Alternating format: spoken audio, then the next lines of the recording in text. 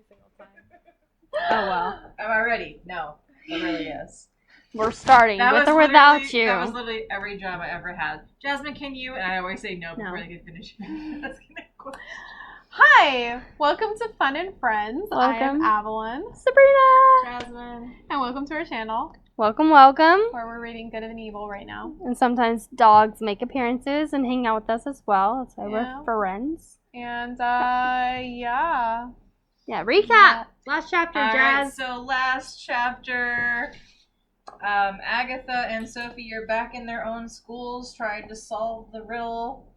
Agatha has come to a conclusion that there is an artist that paints stories, and said artist, she just also found out, is blind. So that's interesting that they can paint beautiful paintings when they can't actually see.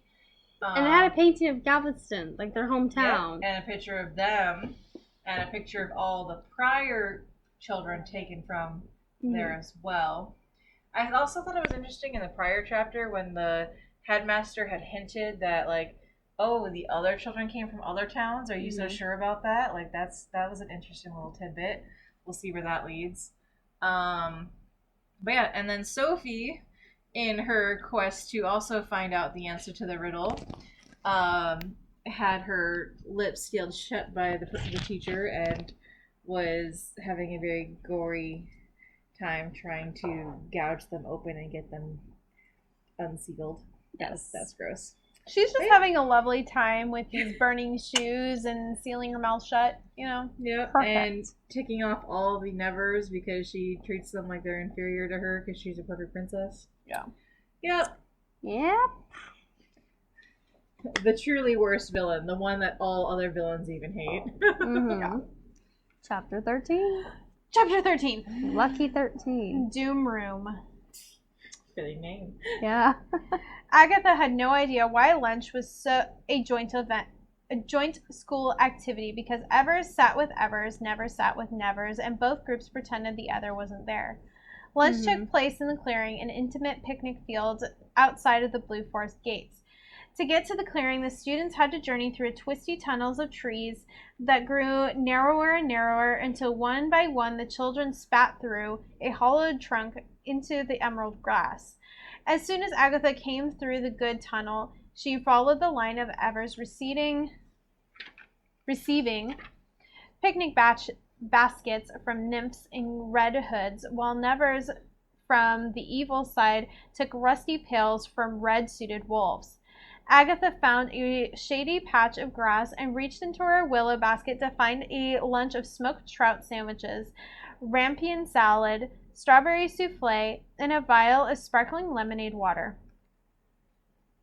She let thoughts of riddles and dead ends fall away as she opened her watering mouth to the sandwich.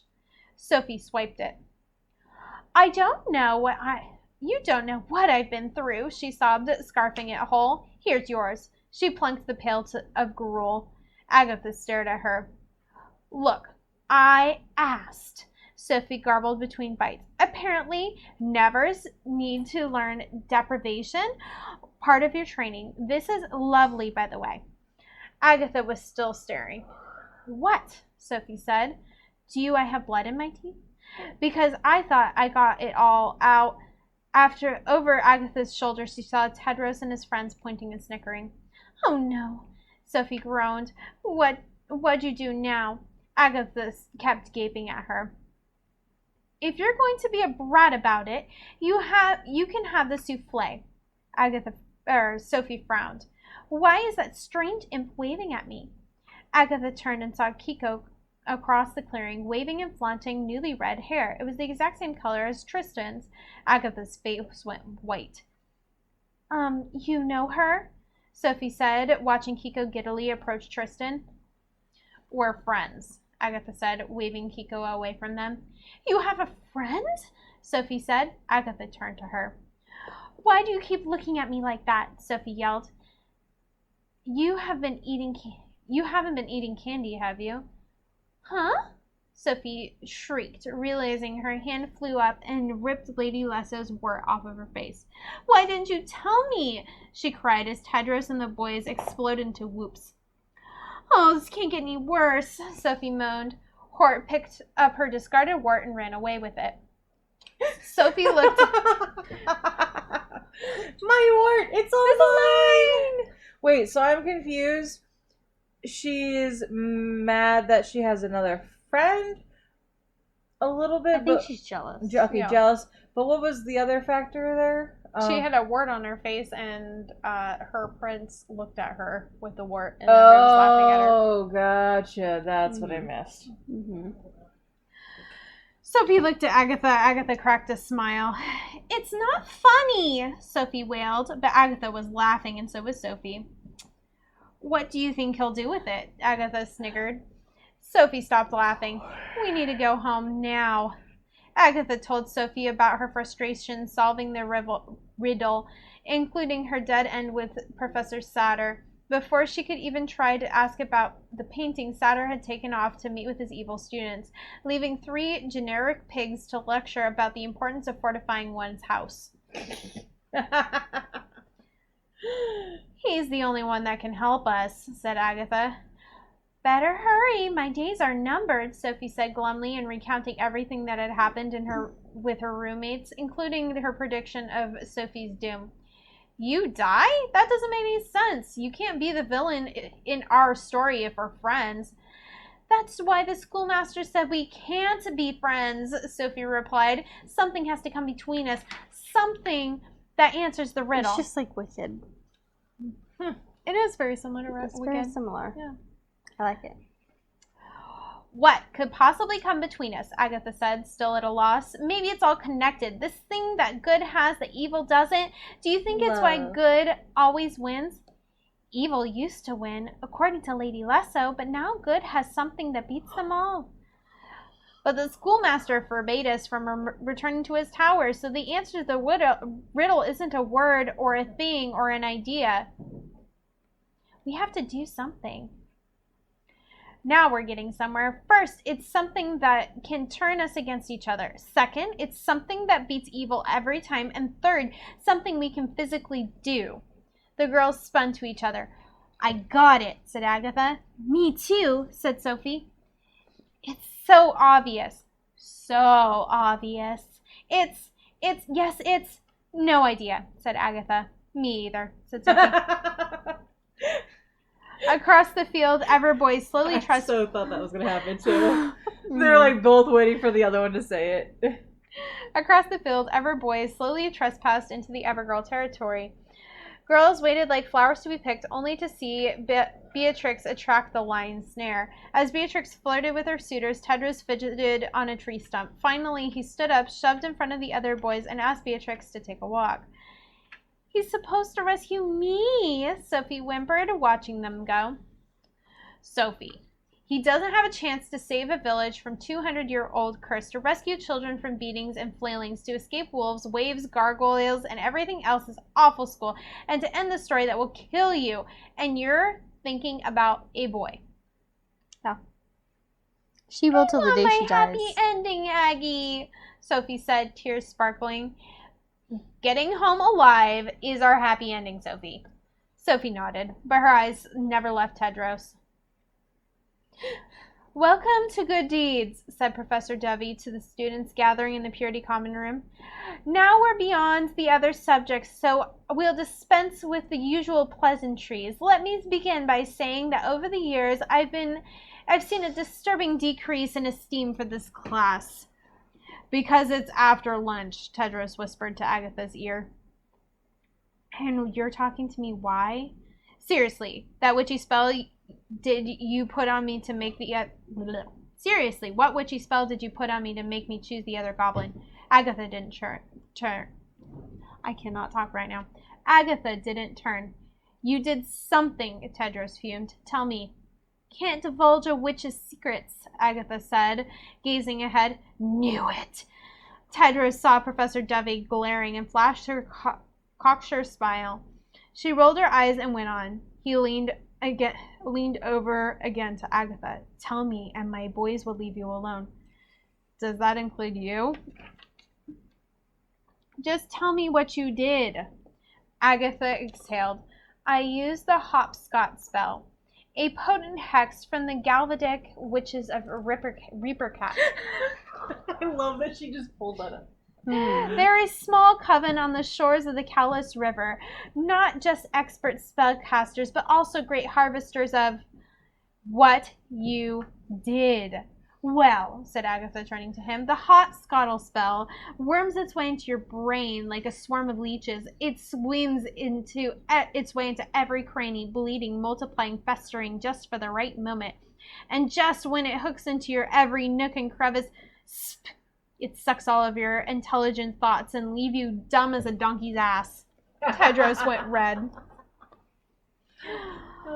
One more thing. It's permanent, Agatha said, and turned back around. While Tedros mumbled about hangings, stonings, and the other ways his father punished wicked women, Agatha listened to Professor Dovey justify the importance of good deeds. Every time you do a good deed, your true intention, your soul grows purer. Though lately my good students have been doing them as if they were chores, preferring to cultivate their egos, arrogance, and waist size. Let me assure you, our winning streak can end at any time. Not if the schoolmaster controls the story, said Agatha. Agatha, the schoolmaster has absolutely no role in how the stories play out, Professor Dovey said impatiently. He cannot control the story. He seems pretty good at magic to me, Agatha replied. Excuse me? He can split into shadows. He can make a room disappear. He can make it seem all like a dream, so surely he can control a pen. And how might you know all of this? Professor Dovey sighed. Agatha saw Tedros smirking. Because he showed me, she said.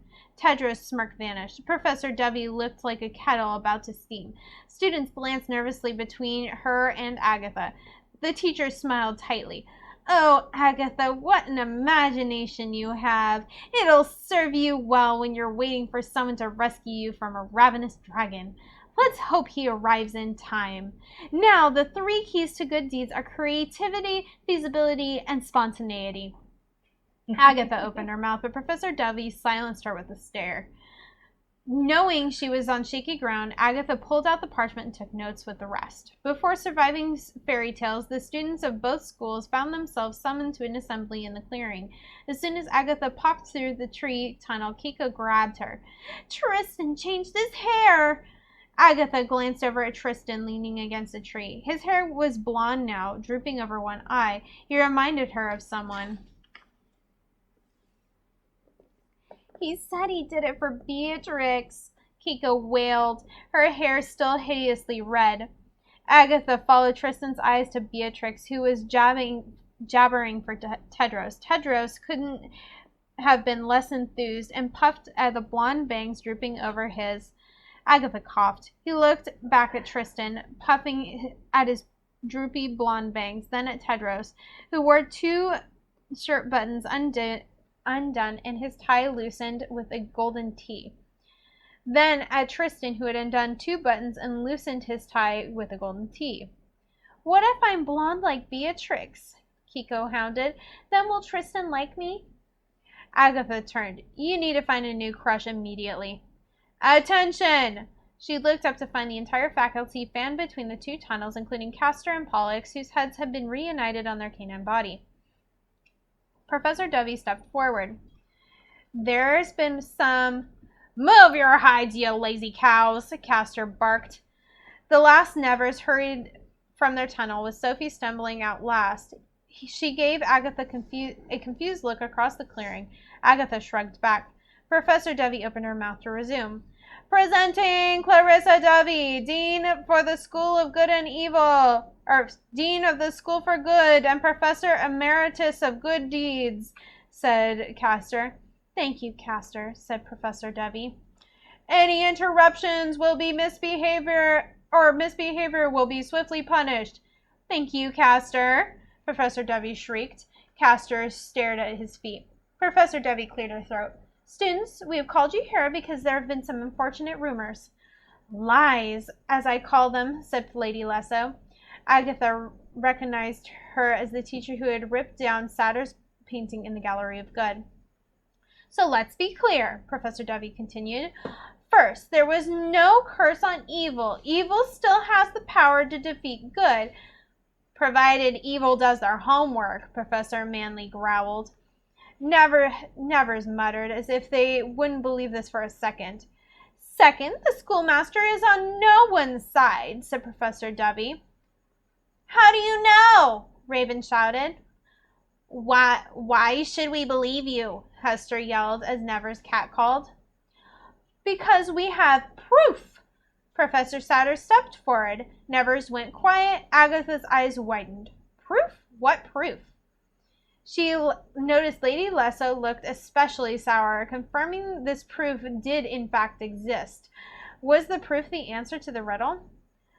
Last but not least, said Professor Dubby, the schoolmaster's primary responsibility is to protect the historian. For this reason, he remains in his well-fortressed tower. Thus, regardless of the tales you may hear, let me assure you no student has ever seen the schoolmaster, and no student ever will. Eyes fell on Agatha. Ah, is this the storyteller? Lady Lesso leered. It's not a story, Agatha shot back. She saw Sophie shake her head to say this was an ill-advised battle. Lady Lesso smiled. I'll give you one more chance to redeem yourself. Did you meet the schoolmaster? Agatha looked at the evil teacher, purple eyes bulging like marbles. Then at Professor Sadler, smiling at her curiously. Then at Sophie across the clearing, miming wart gluing, mouth zipping. Yes. You lie to a teacher? Lady Lesso lashed. It's not a lie, a voice shouted. Everyone looked at Sophie. We were both there together. We were in his tower. And you saw the historian too? Beatrix sneered. Matter of fact, we did, Sophie retorted in laughter. And did it start your fairy tale too? It did. It did start our fairy tale. All hail the Queen of Fools, Beatrix proclaimed in roars. Then you must be the Grand Empress. Beatrix looked to Agatha, arms akimbo. Ah, the mistake, Beatrix groaned. Good has never been so wrong. You wouldn't know good if it crawled up your dress, Agatha yelled. Beatrix gasped so loudly Tedros cracked a grin. Don't talk to Beatrix that way, a voice said.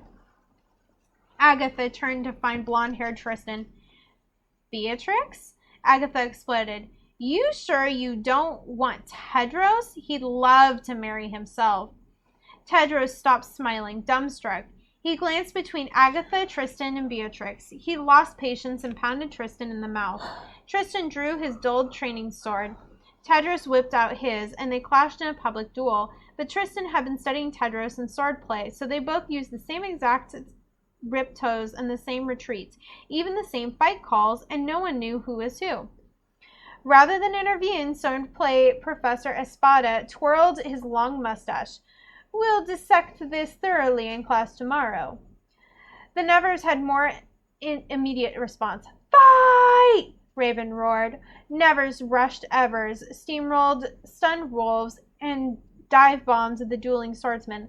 Whooping Ever boys charged in, inciting an epic playground brawl that splattered Ever girls with mud.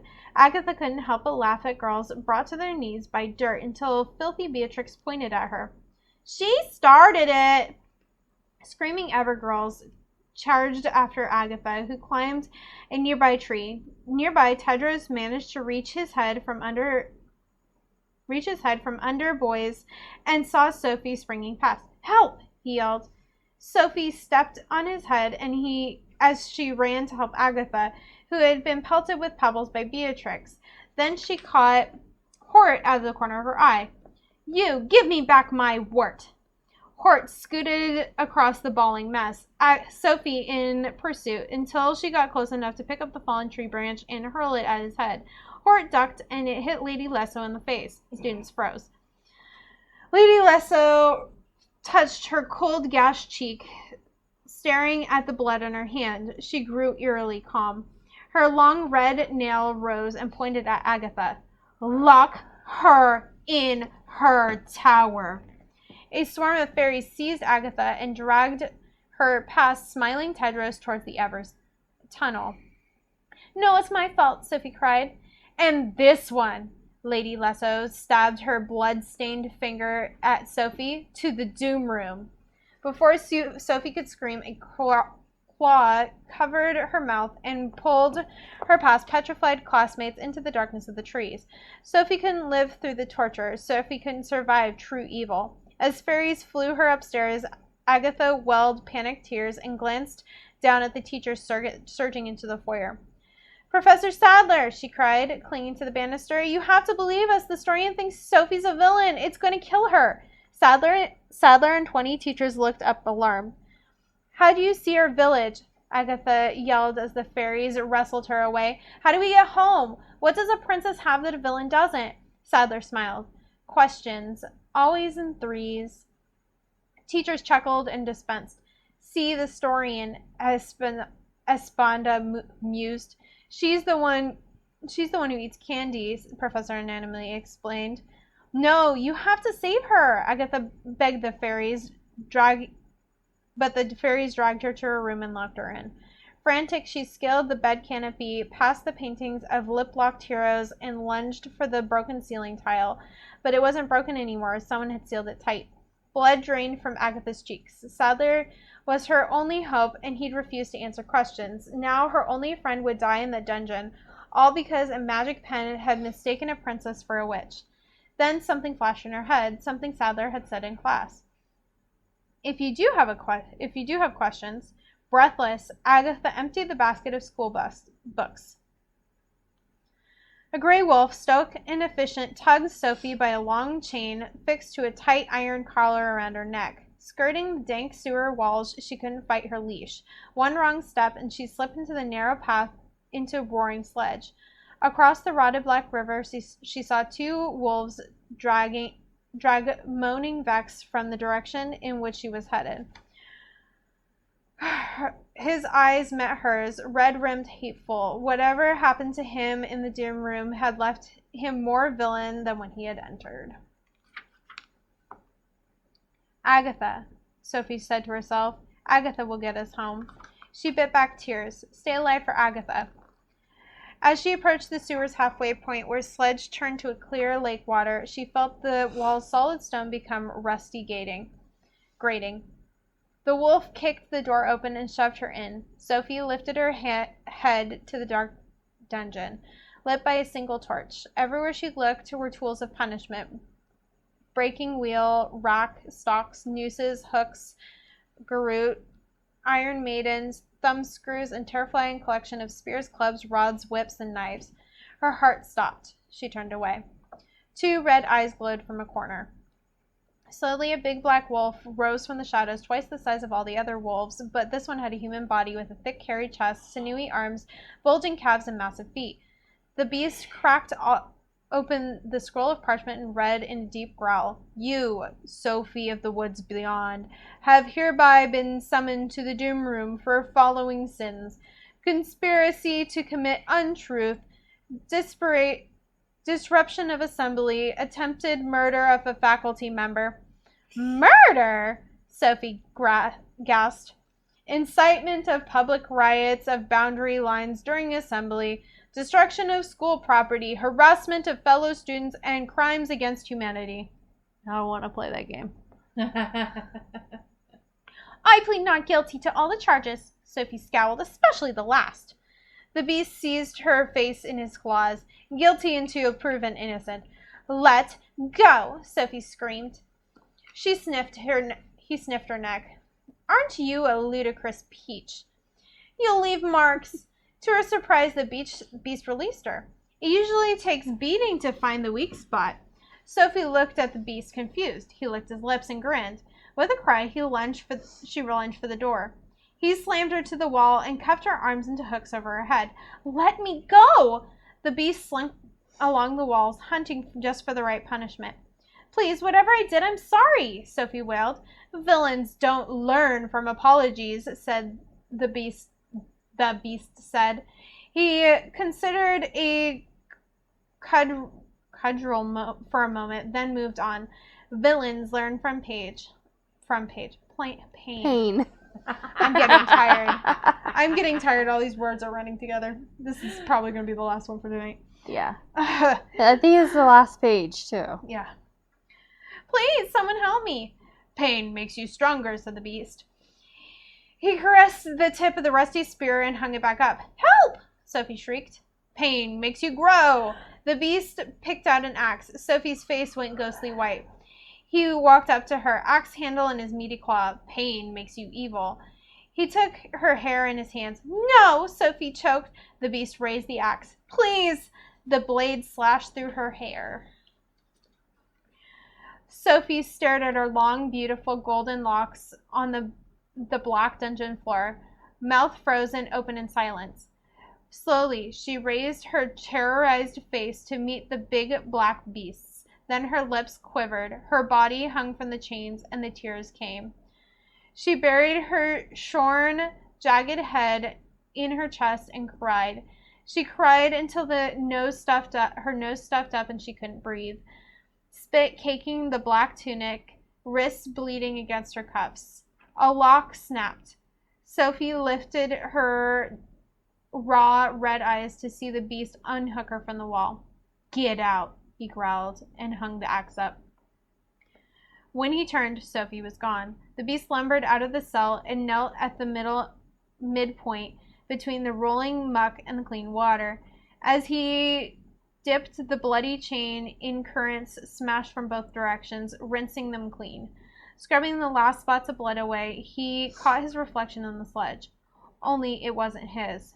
The beast spun. Sophie shoved him in. The beast thrashed in the water and slime, grunting and flailing for the wall. The tide so strong, she watched him gurgle his last breaths and sink like a stone. Sophie smoothed her hair and walked towards the light, swallowing the sickness in her throat. The good forgive, said the rules. But the rules were wrong. They had to be, because she hadn't forgiven. She hadn't forgiven at all. Dang. Wow. Murder. Mm-hmm. Yup. Now she she murdered really somebody. She murdered a wolf. Yep.